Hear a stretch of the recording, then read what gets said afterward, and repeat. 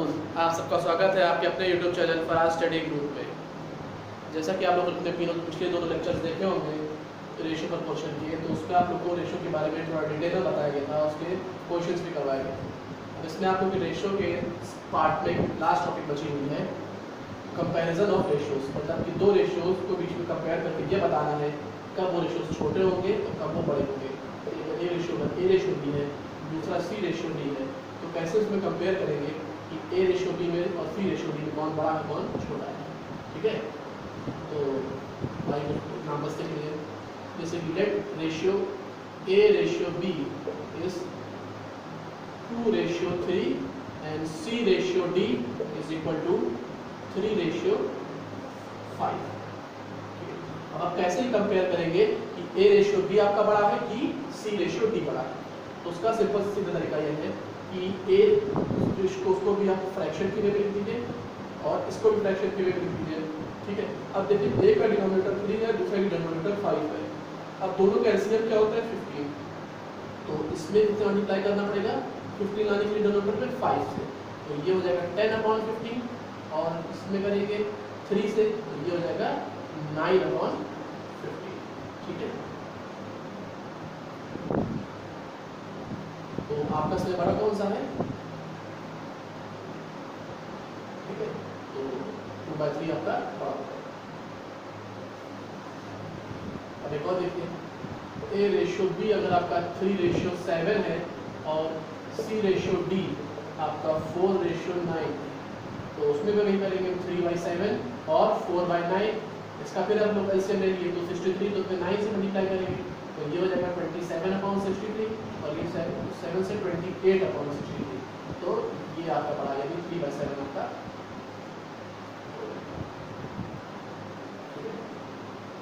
ये आपका तरीका होता है पता लगाने का कंपैरिजन का, दो रेशियोज के बीच में कौन सा रेशियो का बड़ा होता है कौन सा रेशियो का छोटा होता है। ठीक है, इसको देखिए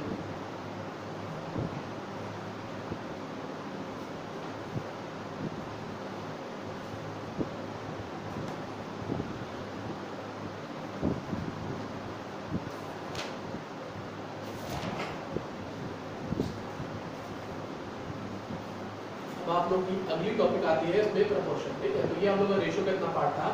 इसके बीच में अगर आप लोग के रेशियो में पूरा कुछ समझ में नहीं आया हो तो आप कमेंट बॉक्स में पूछ सकते हैं। ठीक है, आज कुछ लेक्चर के एंड में कुछ क्वेश्चन से आपको दे दिए जाएंगे रेशियो के, वो भी आप लोग करके बताइए। ठीक है, जो अगली पार्ट आती है इस टॉपिक की प्रपोर्शन। आपको जैसे बताया गया था कि रेशियो जो होता है उसको अनुपात बोला जाता है और प्रपोर्शन को समानुपात। प्रपोर्शन में दो रेशियोज की बात की जाती है, जैसे अगर एक ratio A/B A ratio B है और दूसरा रेशियो C रेशियो D है, जैसे ये रेशियो का साइन होता है वैसे प्रपोर्शन में यही साइन डबल लग जाएगी। जब इस तरह की साइन लगी हो तो आपका बोला जाएगा ये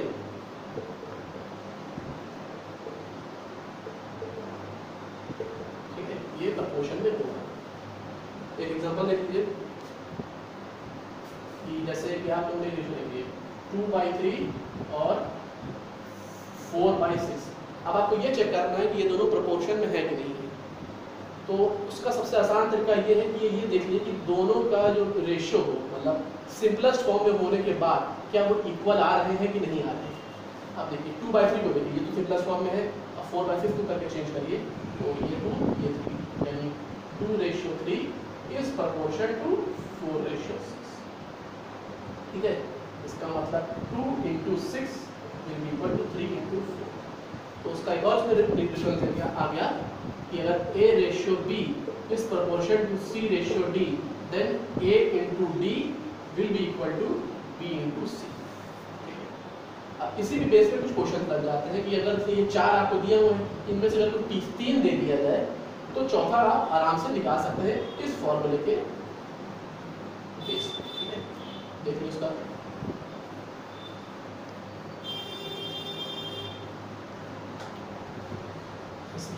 एक रेशियो लिया हुआ है 2:3 और another ratio is given as x ratio 12। ठीक है, ये आपका दिया हुआ है कि एक रेशियो है 2:3 और एक रेशियो है f/12। इसमें आपको x की वैल्यू निकालनी है इस प्रपोर्शन में से। तो आपको पहले से तो फॉर्मूला पता होना चाहिए, a/b is proportion to c/d, it will be equal to a × d equal b × c। ठीक है, अब इसमें a देखिए क्या है 2, d क्या है 12, b क्या है 3 और c क्या है x। 2 × 12 24 equal to 3x। तो x इक्वल टू 24/3 ये आपका होगा। तो ये चीज आपको याद करने की इसमें जरूरत है कि पता होना चाहिए कि प्रपोर्शन के साइन में से आप कैसे, अगर 3 क्वांटिटीज आपकी दी हुई है तो चौथी आप कैसे निकाल सकते हैं। तो ये फॉर्मूला होता है इसका a × d equal to b × c। ठीक है, अब देखिए जैसे कि आपने रेशियो में देखा था कि अगर कोई क्वांटिटी हुई हो 20 लीटर रेशियो 30 kg तो उसका तो रेशियो निकाल ले सकते थे। लेकिन अगर इस तरह से ये दिया हो 20 लीटर रेशियो 30 मिलीलीटर, यहाँ पे यूनिट्स तो अलग है लेकिन आपकी है वो एक ही फ्लूइड, वही सेम चीज प्रपोर्शन में होता है। ठीक है, जैसे कि 2 kg ratio 3 kg proportion to 8 kg ratio 12। ये चीज आपकी प्रपोर्शन में दी हुई है, इसमें देखिए सब में एक ही है। अब यही में से कहीं से हम एक माइन हटा दें,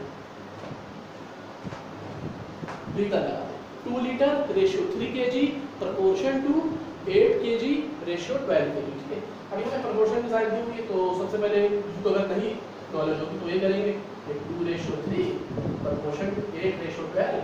ये तो प्रपोर्शन होता है 2 × 12 3 × 8, दोनों तरफ 24 आ रहा है, सीधे इसका प्रूफ कर देंगे। लेकिन ये प्रपोर्शन नहीं होगा क्योंकि ये लीटर दिया हुआ है और बाकी तीनों केजी।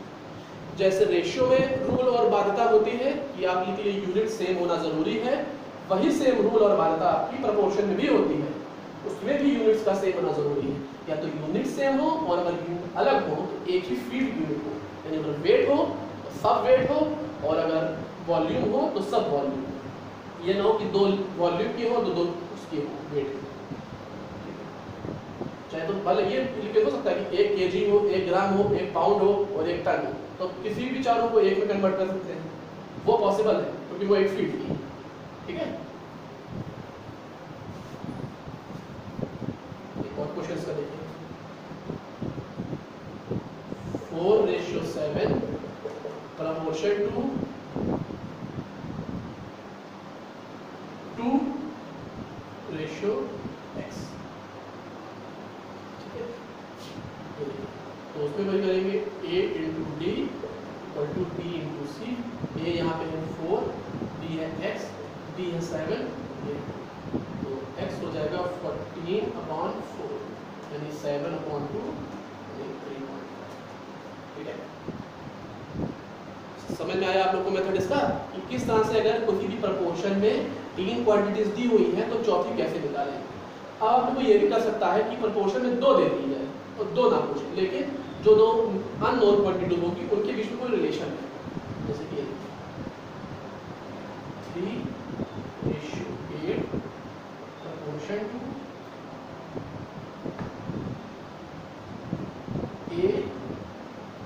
a/b, लेकिन यहाँ पे जो आपका a होगा वो आपके b के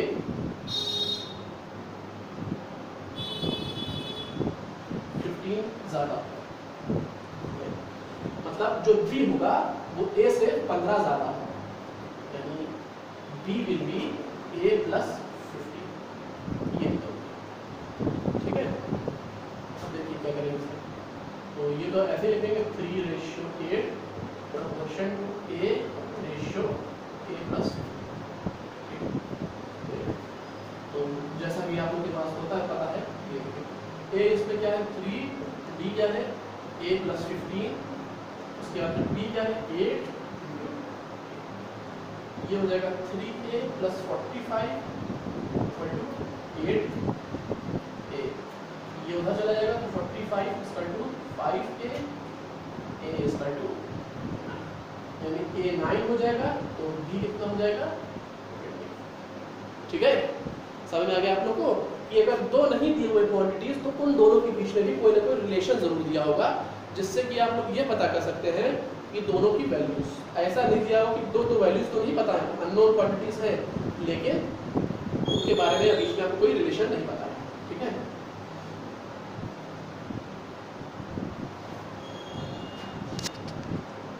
आप लोग स्क्रीनशॉट ले लीजिए। ठीक है, अब अभी इसमें आप लोग का क्वेश्चन आता है कि 4 नंबर्स दिए हुए हों और इसी फॉर्मूले के बेस पे आप ये कैसे पता कर सकते हैं कि वो प्रपोर्शन में है कि नहीं। इस तरह के क्वेश्चन बेसिकली आप लोग के प्रपोर्शन में आ जाते हैं क्लास स्कूल लेवल में। ठीक है, हो गया।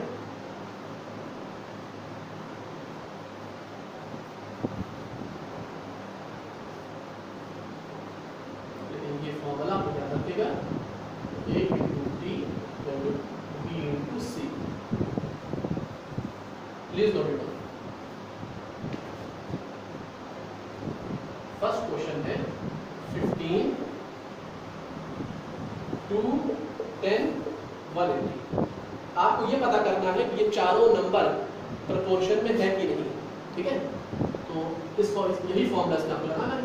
ए इसमें तो आप ये अगर लाइन में दिया हुआ ए बी सी डी, तो देखिए ए, अब इसमें देखिए आप किसी वे में लिख सकते हैं, चाहे ये ए बी सी डी इस तरह से लीजिए, चाहे ये ए बी सी डी इस तरह से लीजिए, जिस वे में क्या हो उसमें ये आ जाए।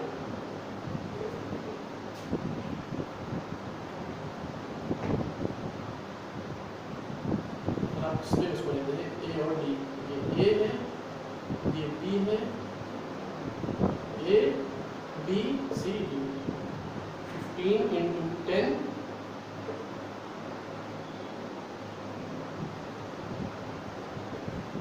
इक्वल टू 2 into 180, तो ये 150, ये 360।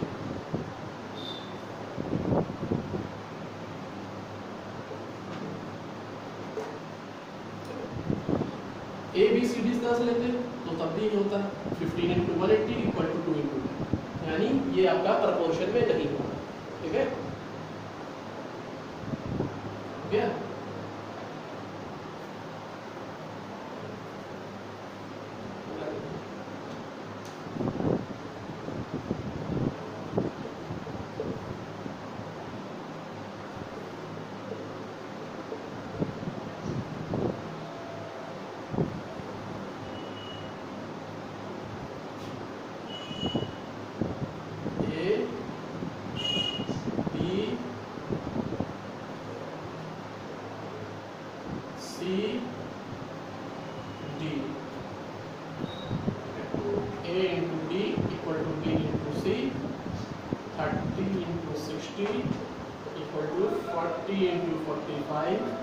this is 1800 and this is also 1800।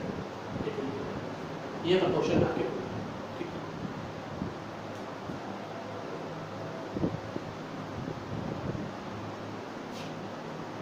Okay.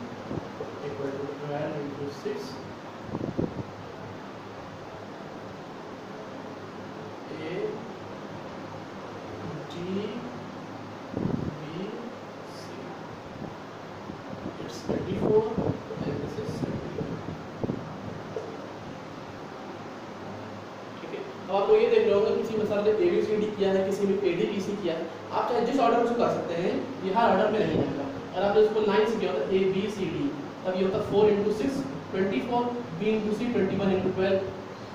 ठीक है, ये किसी भी केस में नहीं आएगा। तो चाहे आप लाइन से ABCD लीजिए, चाहे किसी भी ऑर्डर में लीजिए, किसी भी एक ऑर्डर में उसका प्रपोर्शन माना जरूरी है। अगर आ रहा है इसका मतलब वो 4 नंबर प्रपोर्शन में होंगे, अगर नहीं आ रहा तो नहीं। ठीक है, ये आप लोगों को बाय प्रैक्टिस आएगा, देखने से ही पता चलेगा। अगर इस को देखने से ही पता चला, पिछला क्वेश्चन आपका था कि 30, 40, 45, 60, ये आप लोग देखने से बता सकते हैं। अगर आप लोगों को आधे होंगे प्रोपोर्शन क्वेश्चन लगाने के, तो देख के बता सकते हैं कि वो प्रोपोर्शन में होंगे या नहीं होंगे, किस ऑर्डर में होंगे। ठीक है,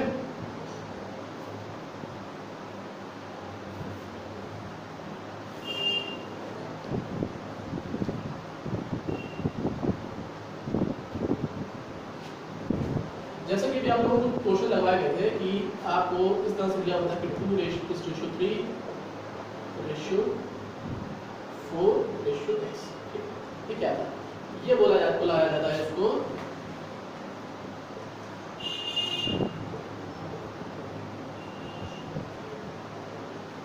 कंटिन्यूड प्रपोर्शन।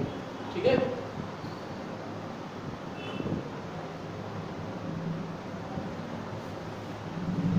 अगर A:B, अब ये कंटिन्यूड प्रपोर्शन जो आपका होता है वो बेसिकली 3 नंबर्स के बीच में होता है, A:B:C। अगर A:B यानी ये नंबर और ये नंबर अगर बराबर है, ठीक है, और उन दोनों का स्क्वायर यानी जैसे B² must be equal to AC। जैसे कि इसका क्वेश्चन आप लोग देखिए दिया हुआ है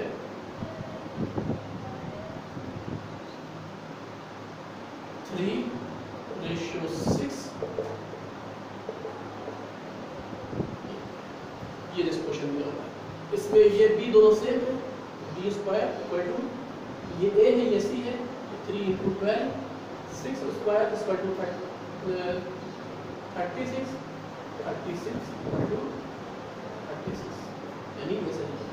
ठीक है, तो आपका अगर 3 नंबर्स रेशियो में दिए हुए हैं A, B और C, and if B² is equal to AC, then those 3 numbers are said to be in continued proportion। ठीक है, कंटिन्यूड प्रोपोर्शन 4 नंबर के बीच में ही होता है, लेकिन जो उसका दूसरा और तीसरा नंबर होता है वो बराबर आता है, यानी जो B और C है वो बराबर आ जाएगा और जो D है वो C बन जाएगा, जाहिर सी बात है। तो इसलिए A:B, C:D वो आपका बन जाएगा A:B proportion to B:C। ठीक है, तो वो आपका हो गया। देखिए इसको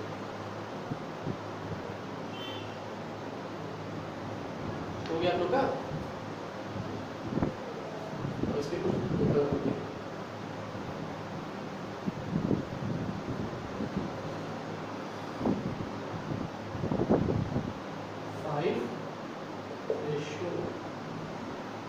5:X proportion to X ratio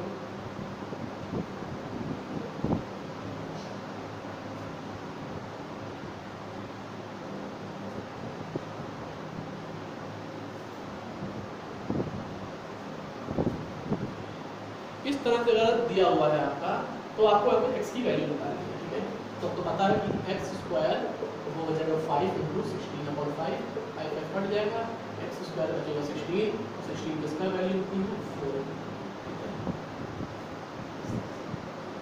तो इस तरह से आपको क्वेश्चन दिया रहेगा कि आपका 3 क्वांटिटीज जो प्रोपोर्शन कंटिन्यूड प्रोपोर्शन में है A, B और C, तो वो तब कंटिन्यूड प्रोपोर्शन में कहलाती है अगर उनमें से किसी एक वैल्यू का स्क्वायर वो बराबर हो जाए बाकी दोनों के प्रोडक्ट के। लेकिन ये ध्यान रखना है कि अगर हम A² ले रहे हैं तो BC लेंगे, B² ले रहे हैं तो AC लेंगे, C² ले रहे हैं तो AB लेंगे।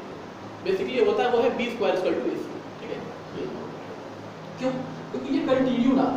अब अगर हम ये ले लेंगे, ठीक है, तो अगर हम इसको ले लेंगे ये और ये बराबर, ठीक है, इसलिए लिया जाता है कि ये दोनों बराबर। क्यों? क्योंकि ये प्रोपोर्शन के इधर, ये प्रोपोर्शन के इस तरफ।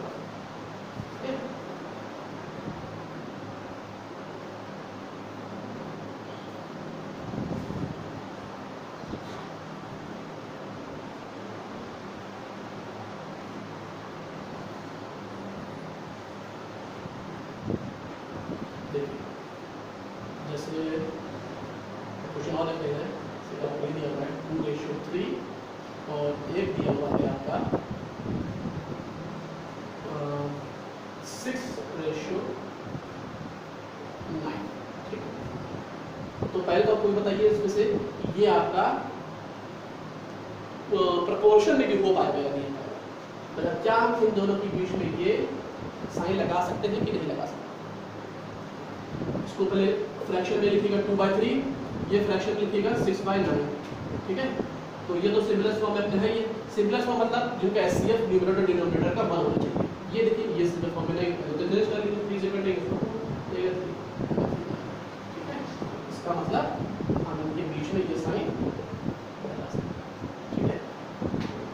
तो फिर आप लोग आज की जितनी टॉपिक से एक चीज और आप लोगों को जो पिछले इसमें लेक्चर में बताया गया था कि 2 रेशियोज को मर्ज करने का, 3 रेशियोज को मर्ज करने का, वो उससे रिलेटेड मतलब आप लोगों को क्वेश्चन अभी दे दिए जा रहे हैं, उसको भी आप लोग कर लेंगे, ठीक है। प्रैक्टिस जो है जब तक आप लोग प्रैक्टिस नहीं करेंगे तब तक आप लोगों को ये चीज़ समझ में नहीं आएगी, ठीक है। अभी मैंने आपको बता दिया कि आप लोग समझ में आ जाए कि इसको प्रैक्टिस एक बार कर लेंगे फॉरन लेक्चर के बाद, तब आप लोग को समझ में आ जाएगा, तब ताकि तब जो डाउट्स जब होंगी उन डाउट्स को पढ़ने में समझने में आसान हो जाएगी। अब आप लोग समझे है ना कि कल के लेक्चर में फिर आप लोग को चीज़ बर्डन में आने की पिछले 2 लेक्चर तो हमने पढ़ाई नहीं, तीसरा कैसे समझ में आएगा, ठीक है। तो जब तक लोग ये टॉपिक खत्म हो जाएगी।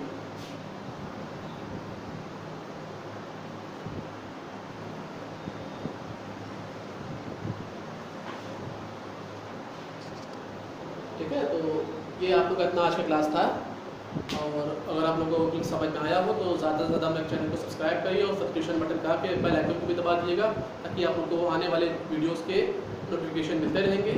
और अभी तक आप लोगों ने अगर हमारे चैनल को इंस्टाग्राम पे फॉलो नहीं किया है तो इंस्टाग्राम पे जाकर चैनल को हमारे वहाँ से भी फॉलो कर लीजिएगा, ताकि आप लोगों को इस पर भी इसके लिंक्स आपको मिलते रहेंगे, ठीक है।